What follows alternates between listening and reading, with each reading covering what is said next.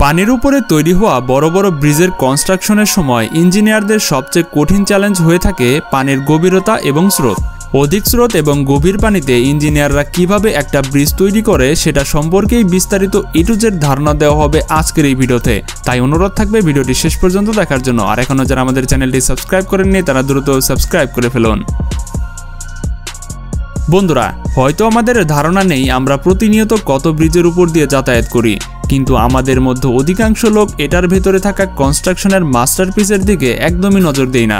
ব্রিজের কনস্ট্রাকশনের কাজ বিল্ডিং তৈরি করার থেকেও অনেক বেশি কঠিন হয়ে থাকে, কেননা বিল্ডিংয়ের লোড তো স্টেবল থাকে, কিন্তু ব্রিজের লোড কখনোই একরকম থাকে না।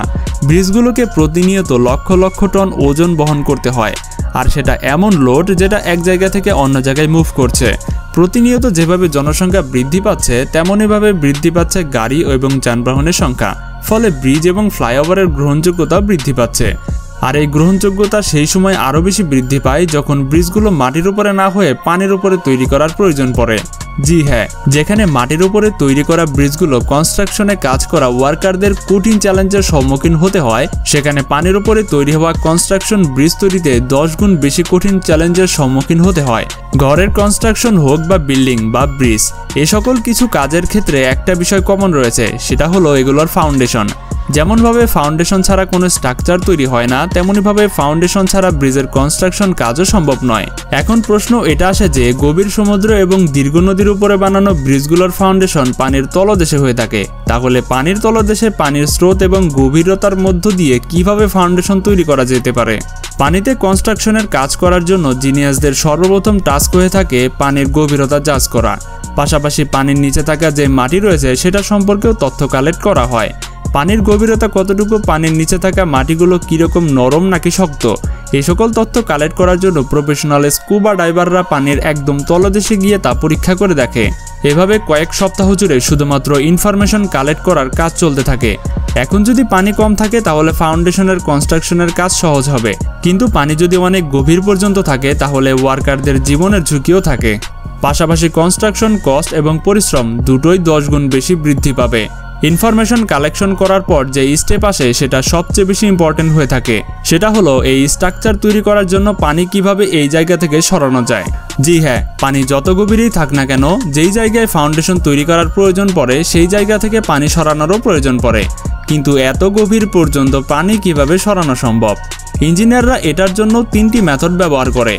সবচেয়ে প্রথম এবং সবচেয়ে পুরনো মেথডটিকে কফের ড্যাম বলা হয়ে থাকে। তার মানে যে জায়গায় কনস্ট্রাকশনের কাজ করা হবে সেখানে এত মাটি ফেলা হবে যেন সেটা পানির লেভেলের থেকেও উপর পর্যন্ত থাকে।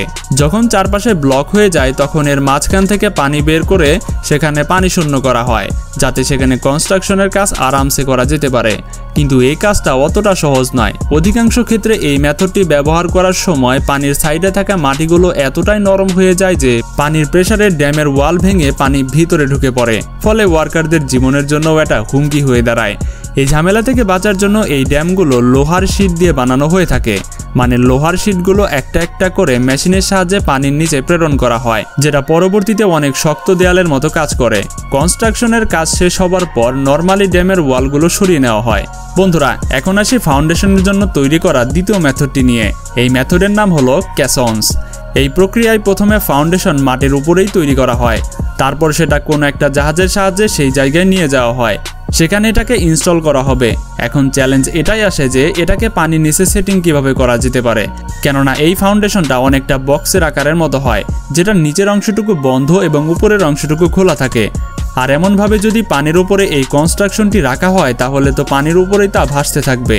এই ফাউন্ডেশনটা যেন পানির উপরে না ভাসে এর জন্য ইঞ্জিনিয়ারদের একটা প্রক্রিয়া রয়েছে। যদি পানির গভীরতা অনেক বেশি থাকে তাহলে প্রথমে জাহাজের সাহায্যে বড় বড় পাথর ঢেলে পানির নিচে মাটি পর্যন্ত তা পরিপূর্ণ ভর্তি করা হয়।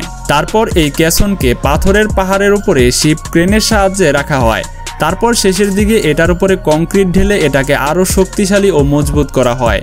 কিন্তু পানি যদি এর থেকেও বেশি গভীর থাকে তাহলে কি করা হয়? এর জন্য ফাউন্ডেশনের তৃতীয় পদ্ধতি অর্থাৎ থার্ড মেথড ব্যবহার করা হয়, যেটাকে ব্যাটার্ড ফিলস বলা হয়ে থাকে। এই মেথডে লোহার বড় বড় পাইপকে জাহাজের সাহায্যে কনস্ট্রাকশনের সাইডে প্রথমে ট্রান্সপোর্ট করা হয়। প্ল্যান এটাই হয় যে সর্বপ্রথম এই পাইপগুলোকে পানির একদম নিচে মাটি পর্যন্ত নিয়ে যাওয়া হবে। কিন্তু এটাকে পানির একদম নিচে পর্যন্ত কিভাবে নিয়ে যাওয়া হবে? এই পাইপ এতটাও হালকা হয় না যে তা খুব সহজেই পানির নিচ পর্যন্ত গেড়ে দেওয়া যাবে। এখানে এক একটা পাইপ 1000 টনেরও বেশি ওজন হয়ে থাকে। এর জন্য স্পেশাল বড় বড় হ্যামার জাহাজের মধ্যে ইনস্টল করে কনস্ট্রাকশনের সাইডে নিয়ে যাওয়া হয়, যা এই পাইপগুলোকে অনবরত আঘাত করতে করতে পানির গভীরে মাটির নিচ পর্যন্ত গেড়ে দেওয়া হয়, যাতে সমুদ্রের বড় বড় ঢেউ বা সামুদ্রিক ঝড় কোনোটাই যেন পাইপকে একদমই এক জায়গা থেকে অন্য জায়গায় 1 মিলিমিটার পর্যন্ত যেন সরাতে না পারে। এখন পানির একদম মাঝখানে শক্তিশালী এবং মজবুত ফাউন্ডেশন তো তৈরি হয়ে গেল, যেটার উপরে এখন ব্রিজের কনস্ট্রাকশনের কাজ করা যেতে পারে। কিন্তু এগুলো এতটাও সহজ না যতটা আমার কথা শুনে বা আপনি দেখে বুঝতে পারলেন। আমি যে প্রক্রিয়াটি আপনাদের দেখালাম সেটা করতে প্রায় বছরের পর বছর সময় লেগে যায়। কখনো কখনো ওয়ার্কারদের তো এই কাজের জন্য মৃত্যু হয়ে থাকে। তাহলে চলুন আমরা এখন দেখে নেই মাটি এবং পানির উপরে বানানো দুনিয়ার সবচেয়ে লম্বা কিছু ব্রিজ। নাম্বার 10, ইউএসএতে 1979 সালে বানানো এই ব্রিজটির নাম হলো ম্যানচেক সোয়াম ব্রিজ, যেটা লম্বায় 36 কিলোমিটার। নাম্বার 9, 2017 সালে কমপ্লিট হওয়া এই ব্রিজটি চায়নাতে অবস্থিত, যেটার নাম ইউহান মেট্রো ব্রিজ, যেটা টোটাল 37 কিলোমিটার লম্বা। এই ব্রিজটি বানাতে 13 বছর সময় লেগেছিল। নাম্বার 8, 1956 সালে কমপ্লিট হওয়া এই ব্রিজটিকে লেক পঞ্চাট্রেইন কজওয়ে নামে জানা যায়। এই ব্রিজটি লম্বায় 38 kilometre. Guinness book of world record অনুযায়ী এটা পানির উপরে বানানো সবচেয়ে দীর্ঘ ব্রিজ। নাম্বার 7, 2010 সালে কমপ্লিট হওয়া এই ব্রিজটি চায়নাতে অবস্থিত বেইজিং গ্র্যান্ড ব্রিজ নামে, যেটা টোটাল 48 কিলোমিটার লম্বা। নাম্বার 6, থাইল্যান্ডে অবস্থিত এই ব্রিজটি 55 কিলোমিটার লম্বা, যেটাকে ব্যাঙ্গোনা এক্সপ্রেস নামেও জানা যায়। নাম্বার 5, 2008 সালে কমপ্লিট হওয়া উইনান উইহি গ্র্যান্ড ব্রিজ নামে জানা যায়, যেটা 88 কিলোমিটার লম্বা। নাম্বার 4, এই ব্রিজটিও চায়নাতে অবস্থিত, যেটাকে ক্যাংগ্রেট গ্র্যান্ড ব্রিজ নামে জানা যায়। এই ব্রিজটি 106 কিলোমিটার লম্বা। নাম্বার 3, শুধুমাত্র 4 বছরে কমপ্লিট হওয়া এই ব্রিজটি চায়নাতে অবস্থিত, যেটা তাইজিং গ্র্যান্ড ব্রিজ নামে জানা যায়। এই ব্রিজটি 114 কিলোমিটার লম্বা। নাম্বার 2, নাম্বার 2-এ থাকা আজকের এই ব্রিজটি লম্বা 157 কিলোমিটার, যেটা তাইওয়ানে অবস্থিত, যেটাকে চাংহুয়া কাওহুইং ভিয়াডাক্ট নামে জানা যায়। নাম্বার 1, দুনিয়ার সবচেয়ে লম্বা ব্রিজ, যেটা চায়নাতেই অবস্থিত, যেটা শুধুমাত্র 5 বছরই কমপ্লিট হয়ে গিয়েছিল। এই ব্রিজটিকে ড্যানিয়াং কুনসাং ব্রিজ নামে জানা যায়, যেটা লম্বা 165 কিলোমিটার। এই ব্রিজটি বানানোর জন্য 10,000 ওয়ার্কার একসাথে কাজ করত। বোনাস, এমন একটি এক্সপেন্সিভ ব্রিজ আমাদের বাংলাদেশেও রয়েছে, যেটা 2022 সালে উদ্বোধন করা হয়েছে।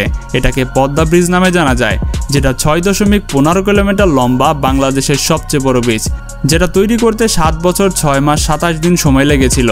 তো বন্ধুরা, আশা করি আজকের ভিডিওটি আপনাদের কাছে অনেক ভালো লেগেছে। আর এখনও যারা আমাদের চ্যানেলটি সাবস্ক্রাইব করেননি তারা দ্রুত সাবস্ক্রাইব করে ফেলুন। দেখা হচ্ছে পরবর্তী পর্বে মজার একটা এপিসোড নিয়ে। আজকের মতো এখানেই বিদায়। আল্লাহ হাফেজ।